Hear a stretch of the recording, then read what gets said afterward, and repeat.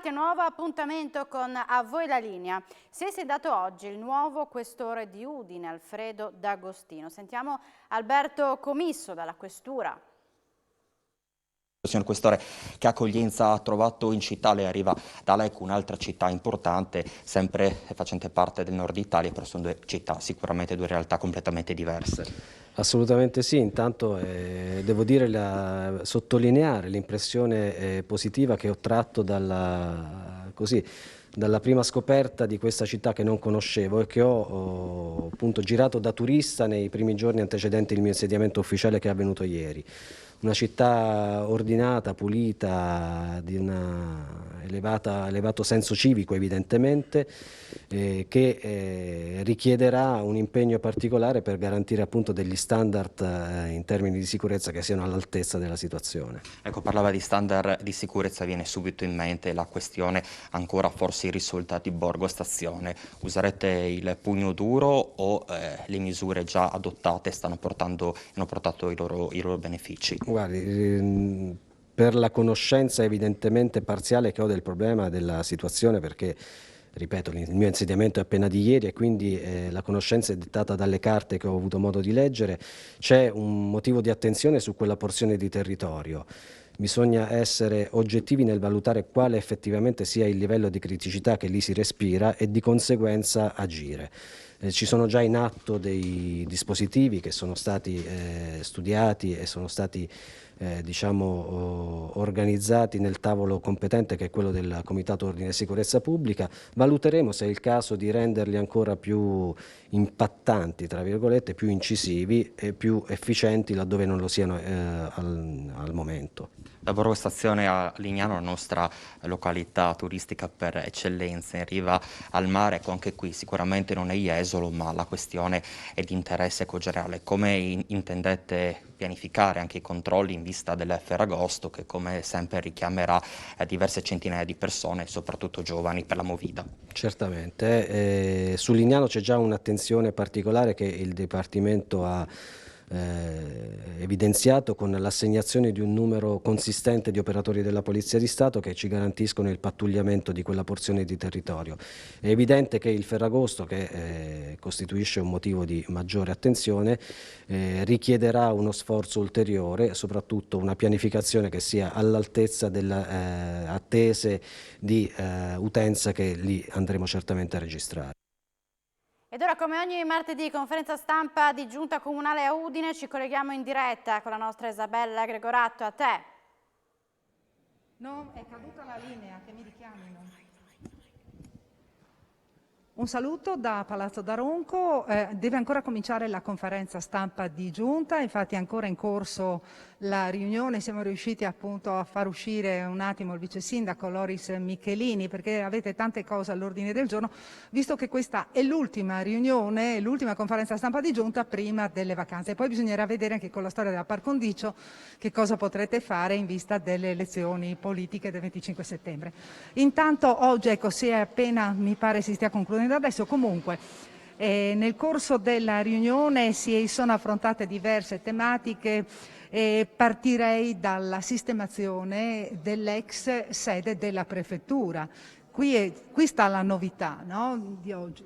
Sì, diciamo che con metà agosto praticamente la prefettura ufficialmente lascia le chiavi della ex sede, loro sono già trasferiti di fatto in via Prachiuso. Sì. Praticamente ci danno le chiavi e quindi noi abbiamo preso atto di questo, sappiamo che è in corso anche adesso la preparazione per la Dunata degli Alpini del 2023, quindi abbiamo preso contatti con loro ci hanno chiesto di poter usare degli spazi pubblici per organizzare il tutto, sapete che è molto complessa, vorremmo fare un accordo con loro per poter concedere questo spazio che si è appena liberato come sede operativa veramente nazionale della prossima giornata del 2023 dell'Associazione Nazionale Alpini, quindi è un passaggio molto importante perché lì noi, Comune di Udine, assieme alla Regione, assieme a loro, concorderemo e faremo tutto il lavoro necessario per predisporre un grande evento come la Dunata Nazionale 2023 che sarà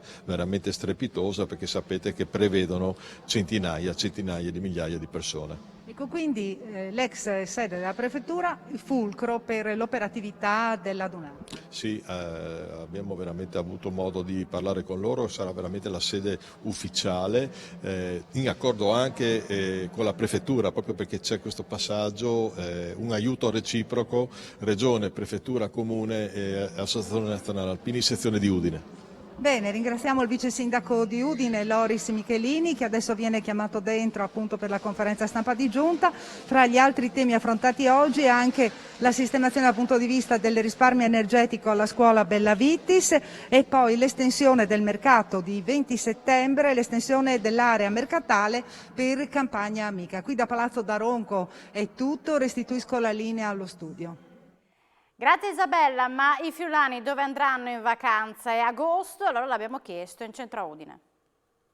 Le vacanze dei friulani, tu sei già stata in vacanza dove? Sì, sono una studentessa, ho appena finito la maturità, quindi sono andata in vacanza di maturità a Barcellona con le mie amiche. In che periodo? Sono appena tornata in realtà, sono tornata una settimana fa. Sono andata per 5 giorni, è stato divertente, molto divertente. Era la vacanza che volevi? Sì, decisamente. Era quella che mi serviva proprio per scaricare tutto lo stress della maturità. Ed ora si ritorna a studiare, devi lavorare? Ora penso che lavorerò per un mesetto prima di partire per l'università, giusto per metter via qualche soldo così. Tu invece le vacanze ancora non le hai fatte? No, le ho fatte, ho fatto anche la maturità un mesetto fa, poi sono andata tra l'altro con lei in Trentino una settimana, sono andata a Lignano un po' con gli amici, adesso vado in Grecia 2 settimane con la famiglia. Perché la Grecia? È una vostra tappa solita di famiglia o avete scelto? Sì, abbiamo fatto molte isole della Grecia, abbiamo percorso molte isole della Grecia, adesso sempre nuove però, torniamo dopo un po' di tempo dopo il Covid. Abbiamo deciso di tornare tutti insieme, sì. Le vacanze già fatte, le farete? Già fatte, le abbiamo fatte quest'estate a Lignano, a giugno siamo andati. Scelto giugno perché costa meno, che per quanto tempo? Allora, siamo andati una settimana e abbiamo la casa là, quindi era più semplice, ma anche perché c'era molto meno gente, perché sennò a luglio è un pochino invivibile. C'è troppa gente, poi i prezzi sono alti, è tutto diverso. È meglio stare, insomma, nella bassa stagione, si sta meglio. Senti, appunto i prezzi vi hanno un po' condizionato queste vacanze? Assolutamente, quest'anno tra gli aumenti delle bollette, l'aumento del costo della vita, andare in ferie non è semplice purtroppo, una volta era più semplice. Una volta era più semplice, ma che vacanza avresti sognato? Togliendo il Covid, togliendo tutti i costi, eccetera, dove saresti andata? Sarei andata in Puglia una settimana. Sì. In Italia? Sì, in Italia assolutamente. Noi abbiamo i posti migliori da vedere, per cui è meglio intanto scopriamo l'Italia, poi dopo in caso ci dedichiamo all'estero. Quindi il prossimo anno potresti pensare alla Puglia? Sì, assolutamente, il prossimo anno se ce la faccio vado in Puglia. Tu sei d'accordo? D'accordissimo, mi associo. Puglia o all'estero? Puglia o anche all'estero, però bisogna sempre in relazione ai costi. L'Italia conviene di più, ci sono tanti bei posti anche all'estero, ma diamo la priorità all'Italia. Andate in vacanza o no? Mettetevi d'accordo. No, non andiamo in vacanza, ci prenderemo 2 giorni solamente di montagna, però la vacanza classica non la facciamo. Perché costa troppo, dovete risparmiare? No, perché abbiamo altre, diciamo così, priorità e quindi per quest'anno la va così, ma non ci dispiace. Siamo già in vacanza sempre perché siamo in pensione, per cui va bene. Questo è vero. Però la vacanza perfetta del cuore, è in montagna o al mare? In montagna. In Friuli o fuori? Anche in Friuli, perché no? Anche in Friuli mi piace molto anche l'Alto Adige, devo dire la verità, però il Friuli offre delle ottime opportunità e comunque sia è una bellissima regione, noi la amiamo da morire, sì, sicuramente. Sì, perché si può andare al mare e in montagna anche in giornata, per cui diciamo offre veramente molti spunti, ma anche la collina, senza nulla togliere alla collina. Tu sei pronto per le vacanze? Prontissimo, ormai è agosto, fa caldo, però chiaramente in Friuli abbiamo tantissime opportunità. Lignano la principale, Grado, e poi tutta Italia, principalmente Lignano. Ed ora, come ogni martedì, alcune anticipazioni della puntata dello Scrigno. In onda questa sera alle 21 sarà dedicata ad un museo della civiltà contadina, ma la linea passa a Daniele Paroni.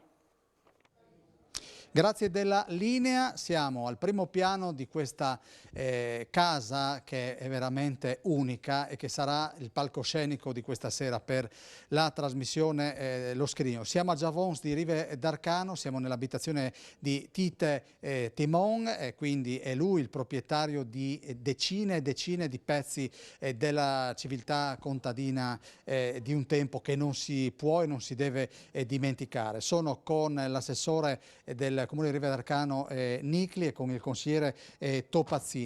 Quanto è importante questo luogo? Beh, direi importantissimo, perché oltre a essere uno scrigno di preziose testimonianze del passato, è una testimonianza presente della passione del proprietario nel collezionare questi oggetti, quindi veramente importante. La Nicli è già entrata nel mood e quindi avete sentito, ha usato il termine a me tanto caro scrigno. Topazzini, visto che bisogna riconoscere che tutto è iniziato grazie a una tua segnalazione nei miei confronti. Questo è un museo di paese ma che può diventare qualcosa di importante. Questo è un patrimonio, io dico, dal valore inestimabile, perché io sono affascinato da queste storie e si capisce.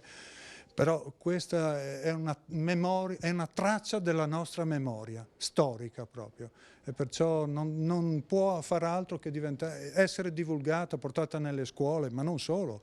Ci sono adulti che non sanno neanche certe cose. Questa è la nostra storia e abbiamo l'obbligo di diffonderla. Allora, il nostro Bassi vi sta mostrando solo l'antipasto di quello che vedrete stasera alle 21 con Lo Scrigno. Volevo salutare il padrone di casa Tite Timon. Noi ci vediamo stasera con Lo Scrigno. Grazie dell'ospitalità, Tite.